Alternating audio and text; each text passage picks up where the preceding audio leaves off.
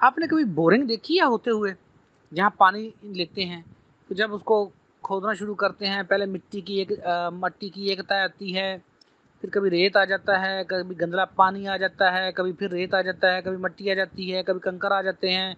ऐसे deep and deep and deep and deep चीज़ें आती जाती हैं, और फिर एक लम्हा ऐसा आता है जहाँ हमें प्योर साफ पानी मिलता है।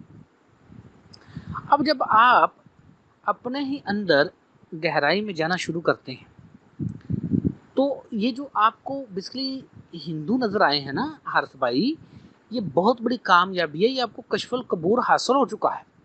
ये जो आपको हयूले नज़र आए हैं, लोग जो हैं वो कशफुल कबूर कब्र का समझते हैं। मैंने आपको 20 दफ़ा कहा है कि एक कब्र के अंदर ही कितने ही मुर्दे दफन होते हैं बाद दफ़ा, तो फिर वहाँ कशफुल कबूर कौन सा हुआ? तो लोगों ने बातें कुछ और थी, उनको कहीं और बना दिया है। अभी जो मैंने ऊपर लिखा है कशफ की अकसाम नहीं होती, उसके दर्जात होते, तो एक ने भाई ने लिखा नहीं जी, नहीं वो कशफुल कुलूब भी होता है, कशफुल कबूर भी होता है, फलां कशफ होता है। ये हालांकि वो समझ नहीं रहा कि वो बेसिकली एनर्जी ही मूवमेंट्स है, कि एक एनर्जी दूसरी एनर्जी से मूव हो रही है, एक एनर्जी दूसरी एनर्जी में मूव होती जा रही है। तो एक बात और नोट कीजिए, ये आप कुछ दोस्तों ने ये जो मिशन के लिए हदिया है या फीस है उसको भी अपने ऊपर हावी किया है। ये बात गलत है। आप पर कोई पाबंदी नहीं है, एक रेशो है, उसके मुताबिक ही चलना है।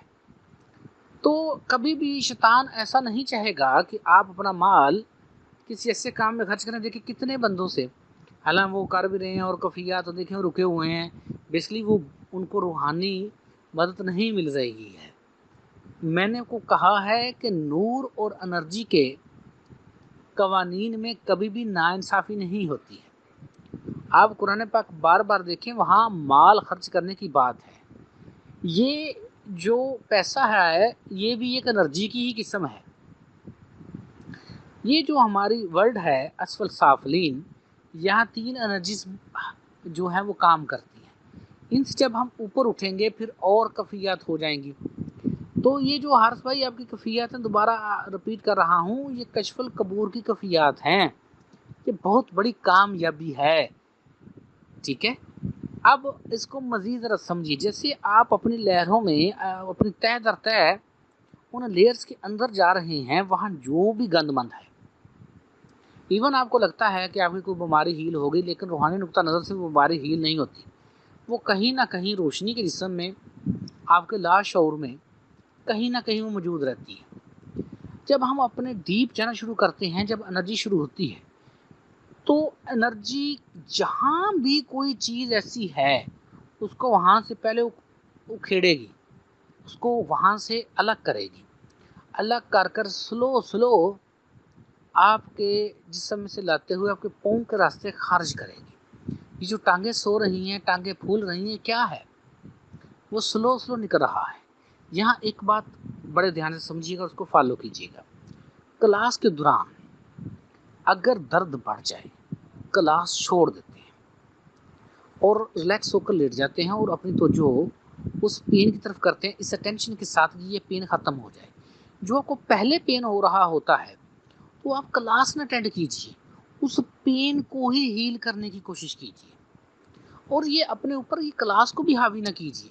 आपने अपने ऊपर किसी चीज़ को हावी नहीं करना, मिशन की हदिया को, ना क्लास को, ना टीचर की भी को, किसी चीज़ को आपने अपने ऊपर हावी नहीं होने देना। Be relax, be relax, be relax. Let it happen, let it happen, let it happen. ये कुछ चीज़ अलग है, ये इरफानी खुदी कुछ चीज़ अलग है। तो जैसे आप अपने डीप एंड डीप जा रहे हैं, डीप एंड डीप जा रहे हैं, तो कभी एनर्जी मालूम होगी, कभी दर्द होगा। वो दर्द क्यों हो रहा है? जो आपके सेल्स पहले उस एनर्जी को फील करके बर्दाश्त कर गए थे, अब एनर्जी मूवमेंट बढ़ी, तो आपके सेल्स ने वो एनर्जी बर्दाश्त नहीं की, वो पेन करना शुरू कर दिया। विद इन टाइम वो भी ठीक हो जाएगा, फिर अगला स्टेप, फिर अगला स्टेप, फिर अगला स्टेप। दोबारा ध्यान से सुनिए। आप 3D कार्बन से निकलकर 5D सिलिकॉन बॉडी में आ रहे हैं। 3D कार्बन बॉडी से निकलकर 5D सिलिकॉन बॉडी में आ रहे हैं। खलकनल इंसाना फी एहसानी तकवीम, इंसान को बेहतरीन बनाया। सुम्मा रददना असफल साफलिन, उसको असफल साफलिन में भेज दिया। अगर आप मैंने कितने ही अपने लेक्चर्स में ये बात कही है, जिन दोस्तों ने मेरे लेक्चर्स को बड़े ध्यान से सुना है, बड़ा समझ कर सुना है, जल्दबाजी नहीं की। आप में से कितने क्या करते हैं, मेरे लेक्चर को सुनते हैं, ध्यान इधर उधर होता है, तो लेक्चर का पूरा कॉन्शियस आपको मुंतकिल नहीं होता। लेक्चर सुनने का मतलब होता है बी रिलैक्स और मेरे लेक्चर को सुनो, सिर्फ उस वक्त इसी को सुनो, अपनी तवज्जो हटा दो हर काम से, इसी को सुनो, तब तुम समझ जाओगे। जब तुम समझ गए तुम्हें ये प्रॉब्लम ही नहीं आएगा। यकीन करें यहाँ बात को।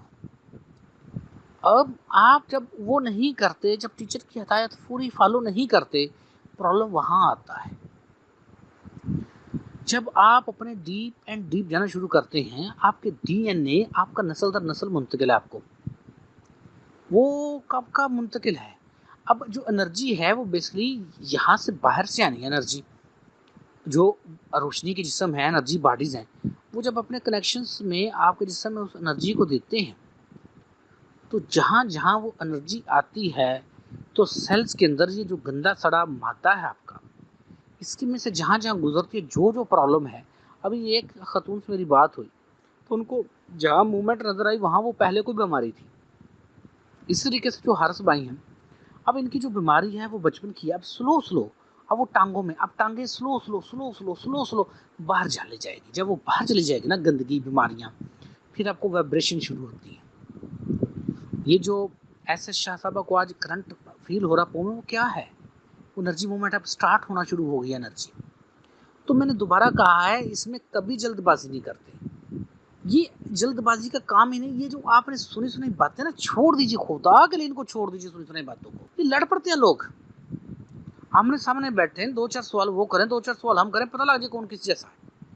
प्रॉब्लम क्या है कि यहाँ पे तो लोग ऐसे अंधी अकीदत के सीर हैं कि मैं कहता हूँ उनके सामने, कितने लोगों के सामने कुरान पाक की आयत भी बोले फिर भी नहीं मानने की। यानी ऐसे लोग अंधी अकीदतों में असीर हैं। वो बचपन से सुना, उसी शऊर में रह रहे हैं, उसी जानवरों के शऊर में पैदा हुए, उसी जानवरों के शऊर में मर जाएंगे।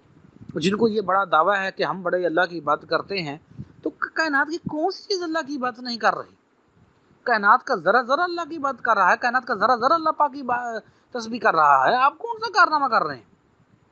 आप पैदा हो गए हैं, कोई जानवर भी पैदा हो गया है। आप बड़े हो गए, जानवर भी पैदा हो बड़ा हो गया। आपके बच्चे हो गए, जानवर के बच्चे पैदा हो गए। आप मर गए, जानवर भी मर गया। फर्क क्या है।